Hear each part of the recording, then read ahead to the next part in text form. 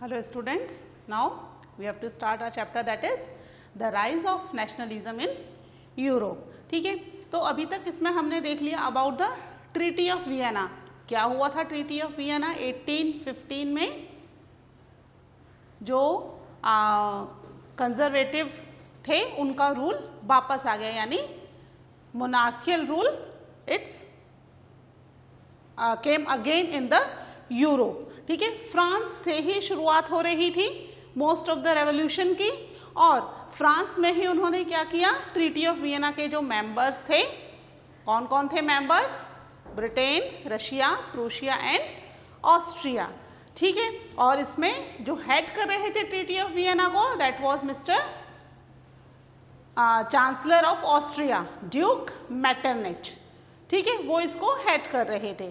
तो यहाँ पर इन्होंने वापस मोनार्चियल रूल को यूरोप के अंदर स्टैब्लिश कर दिया. फ्रांस में भी जो बॉर्बोन डायनेस्टी थी उसी को वापस ले आए. ठीक है, बॉर्बोन डायनेस्टी के Louis Philippe, he became the ruler of the France. और फ्रांस को चारों तरफ से उन्होंने क्या कर लिया, एक तरीके से चारों तरफ से उसे घेर लिया, है ना, अलग अलग पार्ट में, जिससे कि अब फ्रांस में किसी भी तरह का कोई चेंज इजीली हो ना पाए, ना तो कोई रेवोल्यूशनरी कुछ कर पाए, ना आउटसाइडर उस पर अटैक कर पाए. ठीक है, इसके लिए अलग अलग रशिया, प्रूशिया, इन्होंने उसके कुछ पार्ट को अपने कंट्रोल में ले लिया, और जितना भी पार्ट नेपोलियन बोनापार्ट ने कॉन्कर किया था उसे वापस फ्री कर दिया. यानी जहाँ पर जो रूल पहले चल रहा था नेपोलियन बोनापार्ट के कॉन्कर करने से पहले, वहाँ पर वही रूल अगेन इस्टेब्लिश हो गया, मीन्स मोनार्चियल रूल इस्टेब्लिश हो गया. ठीक है, तो कंजर्वेटिव रेजाइम वापस से इंट्रोड्यूस हो गया इन द यूरोप. ठीक है, अब कंजर्वेटिव का रूल होगा तो क्या होगा, जो लोगों को कुछ फ्रीडम मिली हुई थी, क्या फ्रीडम मिली थी? लिबर्टी है ना, एक्सप्रेस देयर व्यूज हैं, फ्रीडम ऑफ स्पीच है, ये सारी फ्रीडम या लिबर्टीज क्या कर दी गई, वापस से बंद कर दी गई. ठीक है, सेंसरशिप इम्पोज कर दिया गया. लोग बिना रूलर की परमिशन के now they can not express their views. अगर कोई भी रूलर के अगेंस्ट जाता है, मोनार्शियल फॉर्म के अगेंस्ट जाता है, तो इट्स अ पनिशेबल ऑफेंस, है ना. तो यहाँ पर वापस से वही पुराना रूल इम्पोज कर दिया गया, और इस बार स्ट्रिक्टली इम्पोज किया गया. ठीक है, हमारी बुक में एक पिक्चर है, वो मैं एक बार आपको बताती हूँ, पेज नंबर 11. ठीक है, इसमें एक ये पिक्चर दे रखी है, ये एक मीटिंग हो रही है, देखो इसको, पिक्चर को, पेज नंबर 11 निकाल लो. इसमें एक पिक्चर दे रखी है नीचे, द क्लब ऑफ थिंकर्स, मिला? ठीक है, तो इसमें ये पिक्चर दी हुई है, इसमें सबके फेस कवर किए हुए हैं, बंद है सबके फेस, यानी आपके स्पीच का राइट नहीं है. ठीक है, यहाँ पर बोर्ड लगा हुआ है, इधर एक बोर्ड लगा हुआ है, बोर्ड पे क्या लिखा हुआ है, silence is the first commandant of the learned society. यानी अगर लर्न्ड, आप पढ़े लिखे इंटेलिजेंट हो, तो साइलेंस सबसे ज़्यादा इम्पॉर्टेंट है आपको. No need to express your views, आप शांत रहो और शांत रह के केवल सुनो. To avoid the eventuality whereby a member of this club is compelled to temptation of speech, muzzles will be distributed to member upon entering. ठीक है, इसलिए जब भी लोग एंटर कर रहे थे तो ये फेस पर बांधने वाला ये जो है, ये चीज़ें उन्हें प्रोवाइड की जा रही थी.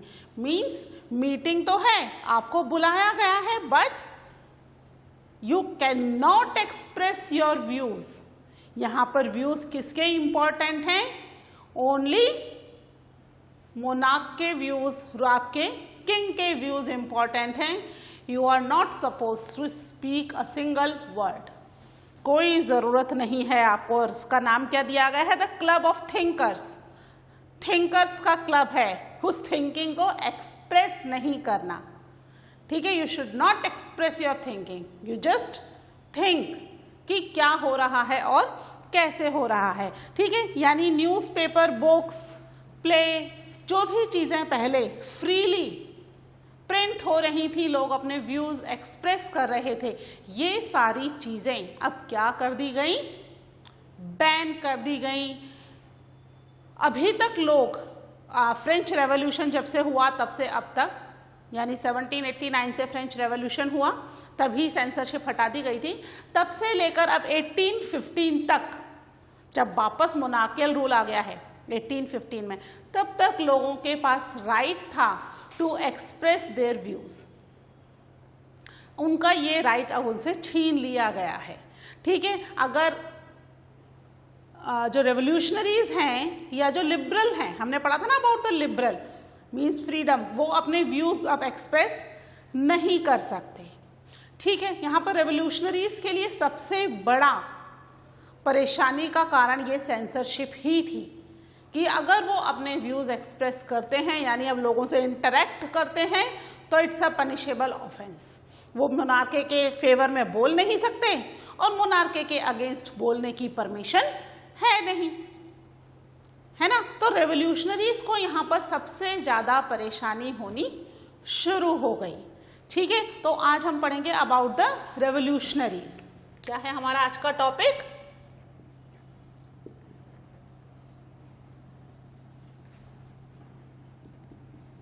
द रेवोल्यूशनरीज, है ना। कौन है रेवोल्यूशनरीज? जो कि ऑटोक्रेटिक रूल को सपोर्ट नहीं करते। ऑटोक्रेटिक रूल मतलब एक व्यक्ति के रूल को सपोर्ट नहीं करते, चाहे वो मोनार्कियल फॉर्म हो, चाहे वो डिक्टेटरशिप हो। सिंगल व्यक्ति के रूल को दे वर नॉट सपोर्ट। ठीक है, इसके लिए न केवल फ्रांस में बल्कि पूरे यूरोप के अंदर अलग अलग जगहों पर रिवोल्यूशनरीज ने अपनी एक्टिविटीज करनी शुरू कर दी। ओपनली वो अपनी एक्टिविटीज नहीं कर सकते थे। अगर करते हैं ओपनली अपनी एक्टिविटीज तो क्या है, सेंसरशिप है, they were not allowed to do so.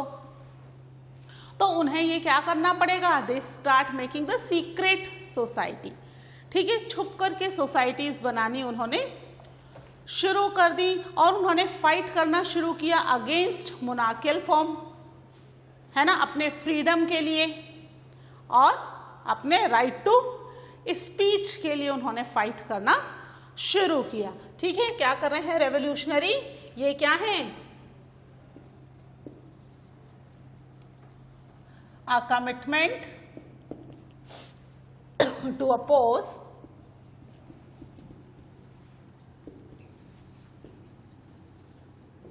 the monarchical form। ठीक है, एंड क्या कर रहे हैं ये, to fight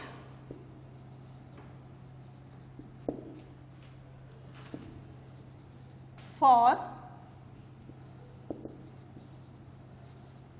liberty and freedom. ठीक है, अपनी लिबर्टी और अपने फ्रीडम के लिए फाइट कर रहे हैं और क्या करवाना चाह रहे हैं, they are try to creation of nation state, है ना। इनके हिसाब से जो स्टेट छोटे छोटे टुकड़ों में डिवाइडेड है, उनको एक साथ इकट्ठा होकर एक बड़ा नेशन स्टेट बन जाना चाहिए। छोटी छोटी यूनिट्स या छोटे छोटे स्टेट्स जो हैं वो नहीं होने चाहिए। ठीक है, तो यहाँ पर रेवोल्यूशनरी बेसिकली इन पॉइंट्स के लिए फाइट कर रहे हैं, but they can not fight openly. ठीक है, वो उन्हें छुप करके फाइट करना पड़ रहा है। They start doing all the work secretly. ठीक है, सीक्रेटली क्यों है पता चल गया ना, क्योंकि they are against, they are opposing the monarch. और अभी कंट्री में कौन सा रूल वापस आ गया है, दैट इज मोनार्क, है ना। तो उसके अगेंस्ट नहीं जा सकता, and it's strict this time, बहुत स्ट्रिक्ट उन्होंने किया है, जिससे कि वापस से उन्हें कोई रेवोल्यूशन का सामना नहीं करना पड़े, है ना। पहले थोड़ी सी ढील दी थी तो रेवोल्यूशन हो गया था, तो इस बार वो रेवोल्यूशन नहीं चाहते हैं, इसलिए इस रूल को थोड़ा स्ट्रिक्ट कर दिया गया है। ठीक है, तो यहाँ पर इस समय कई सारे रेवोल्यूशनरीज एग्जिस्टेंस में आए। ठीक है, जिनमें एक इम्पॉर्टेंट नाम आता है हमारे पास, गुज़फ मैज़नी का। ओके, गुज़फ मैज़नी जो कि इस रेवोल्यूशन में एक इम्पॉर्टेंट रोल प्ले कर रहे हैं, है ना, क्या नाम है, दैट इज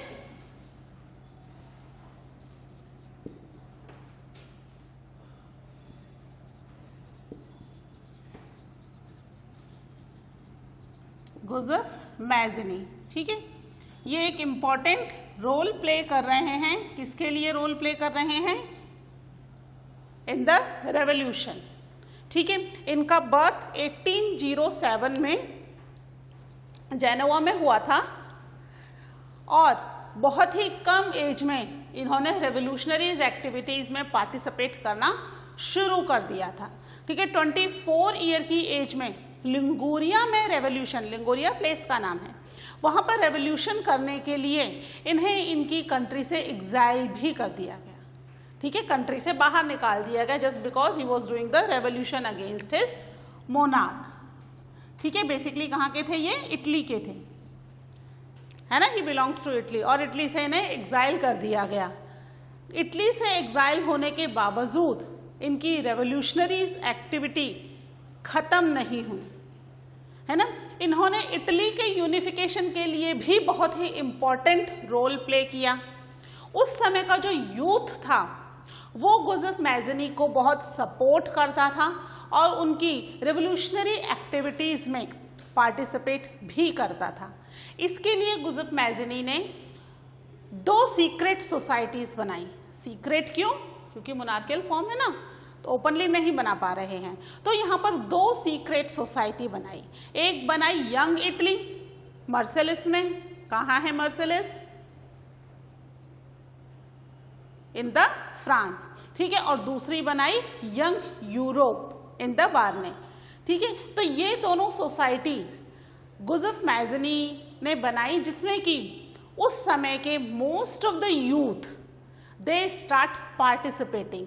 केवल उन 2 सोसाइटी ही नहीं, ऐसी बहुत सारी सोसाइटीज बनी। These are the examples of 2 most famous society of that time. ठीक है, तो यहाँ पर ये जो यंग इटली और यंग यूरोप करके जो सोसाइटी बनी, इस तरह की सोसाइटी, यानी इसकी बहुत सारी ब्रांचेस यूरोप की अलग अलग कंट्रीज में ओपन होना शुरू हुई, जिससे कि वहाँ के भी यूथ इसमें पार्टिसिपेट कर लें। सारा काम कैसे हो रहा है, सीक्रेटली हो रहा है, क्योंकि अभी ओपनली ये नहीं कर सकते। बाद में जब रेवोल्यूशन होगा लार्ज स्केल पर, तब ये सोसाइटीज वर्क करेंगी अगेंस्ट द मोनार्क। ठीक है, गुज़फ मैज़नी के बारे में ट्रीटी ऑफ वियना के जो हेड थे, कौन थे, ड्यूक मेटरनिच, इन्होंने भी कमेंट किया, उन्होंने भी इनको डिस्क्राइब किया as a most dangerous enemy for the social order. ठीक है, अकॉर्डिंग टू मेटरनिच, गुज़फ मैज़नी जो थे वो सोशल ऑर्डर के लिए बहुत डेंजरस थे। क्यों डेंजरस बताया मेटरनिच ने? किसको सपोर्ट कर रहे हैं मेटरनिच? वो सपोर्ट कर रहे हैं मोनार्क को, और गुज़फ मैज़नी मोनार्क के अगेंस्ट है, मोनार्क को अपोज कर रहे थे। उनके अपोजिशन की वजह से गुज़फ मैज़नी को क्या बताया गया था, most dangerous enemy for the social order. ठीक है, गुज़फ मैज़नी के बारे में कुछ चीज़ें लिख लेते हैं हम। क्या थे ये जो उस समय इटली में एक बहुत बड़ी सीक्रेट सोसाइटी कार्बोनरी, ठीक है, उस सीक्रेट सोसाइटी के मेंबर बने। अ member of secret society of Carbonari. ठीक है, कार्बोनरी एक सीक्रेट सोसाइटी का नाम है जो उस समय बहुत ही ज़्यादा इटली में फेमस थी। ठीक है, उसके ही वॉज द मेंबर। ठीक है, इसके अलावा इन्होंने क्या किया, ही फाउंडेड 2 अंडरग्राउंड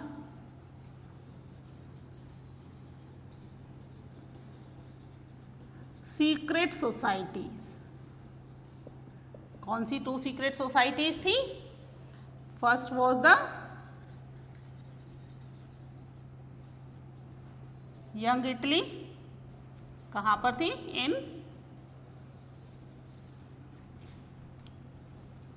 मार्सेलिस, ठीक है। सेकेंड वॉज द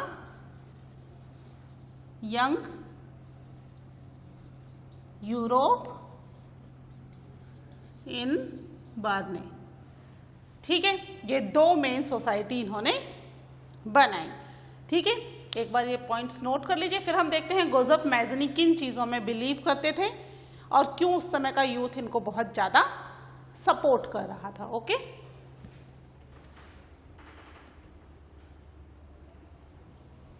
ठीक है, इसको मैं रब कर रही हूँ। हम जोसेफ मैज़नी में ही कंटिन्यू करेंगे, है ना। तो अकॉर्डिंग टू द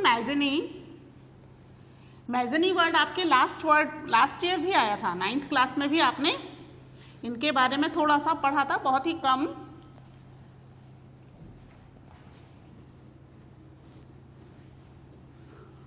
तो ही बिलीव कि जो गॉड है, गॉड ने स्टेट्स बनाए हैं, ठीक है। गॉड ने नेशन बनाया है और ये ह्यूमन बीइंग का नेचुरल राइट है to live in this state freely. कोई भी इसको कंट्रोल करे या यहाँ पर अपना रूल करे, दैट इज नॉट करेक्ट। जब सबके लिए स्टेट है तो रूल भी कैसा होना चाहिए? सबका होना चाहिए, किसी एक व्यक्ति का या एक रूलर का नहीं होना चाहिए, ठीक है। हम जोसेफ मैज़नी के बारे में लिख रहे हैं आगे, ठीक है, उसी में ही आप कंटिन्यू करिएगा, ठीक है। ही believed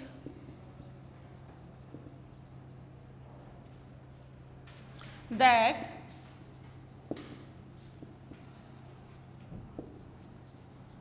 God had intended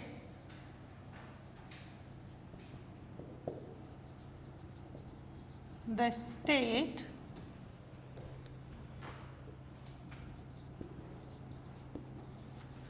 to be the natural right of mankind.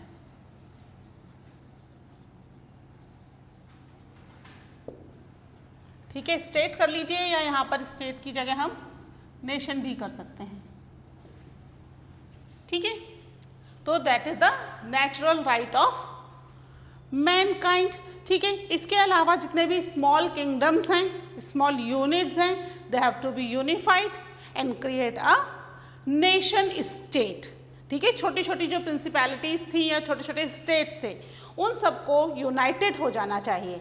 United होकर के एक तो पावर भी इंक्रीज होगी, ठीक है। दूसरे ट्रेड के लिए, कम्युनिकेशन के लिए बहुत सारी नए ऑफर्स भी तैयार हो जाएंगे, ठीक है। वो क्या चाहते थे?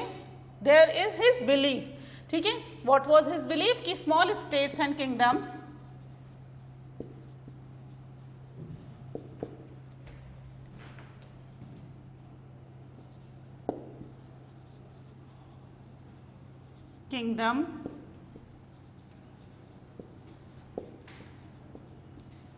had to be forced into a single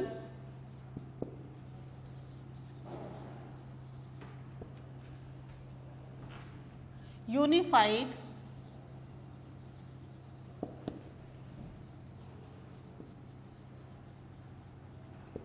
republican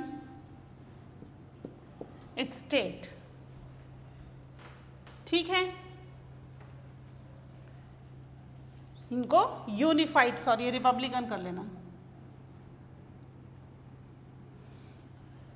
Republican state बन जाना चाहिए, ठीक है। जिससे क्या हो, एक बड़ा नेशन बनाया जा सके और उसमें इसको मीन्स पूरी कंट्री जो है एक साथ अपने स्टेज के अंदर वर्क कर सकें, ठीक है। इनके लिए मैटरनिच ने क्या डिस्क्राइब किया?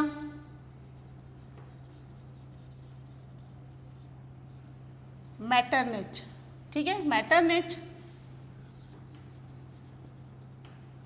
डिस्क्राइब्ड हिम एज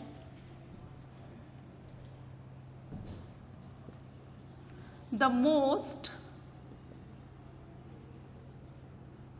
डेंजरस, एक minute,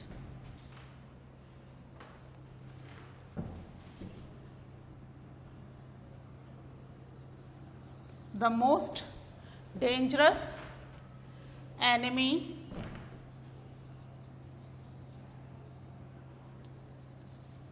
for our social order।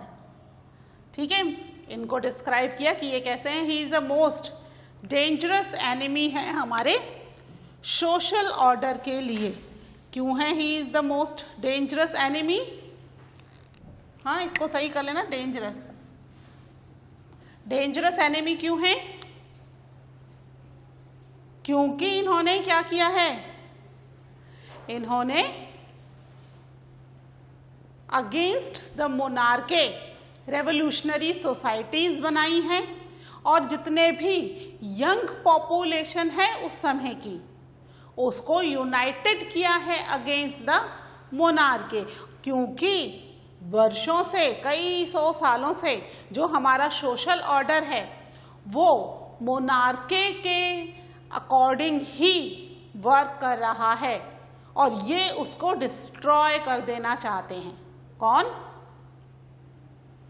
मैज़ेनी। ठीक है, तो मेटरनिच जो थे he was totally in favour of the monarchy, और क्योंकि मैज़ेनी उसके अगेंस्ट हैं इसलिए उन्हें लग रहा था he was the most dangerous enemy for the social order. और सोशल ऑर्डर को अगर प्रॉपरली रखना है तो मैज़ेनी को अपना काम या तो चेंज करना पड़ेगा, यानी अपनी जो थिंकिंग है वो चेंज करनी पड़ेगी, नहीं तो ये सोसाइटी के लिए बहुत ही हार्मफुल हो जाएंगे। ठीक है, this is all about the revolutionaries. ठीक है, जोसेफ मैज़ेनी वापस हम पढ़ेंगे जब हम इटली का यूनिफिकेशन पढ़ेंगे। ठीक है, he played a important role to unified the Italy. देखा, ये जो थे ही बिलोंग्स टू इटली, तो इटली को यूनिफाइड करने में इन्होंने एक इम्पॉर्टेंट रोल प्ले किया था। ठीक है, तो आप इसको एक बार अच्छे से रीड कर लो। ठीक है, इसके बाद हम शुरू करेंगे हमारा next topic, the age of revolution 1830 से 1848। ठीक है, तब तक के लिए till now take care, bye.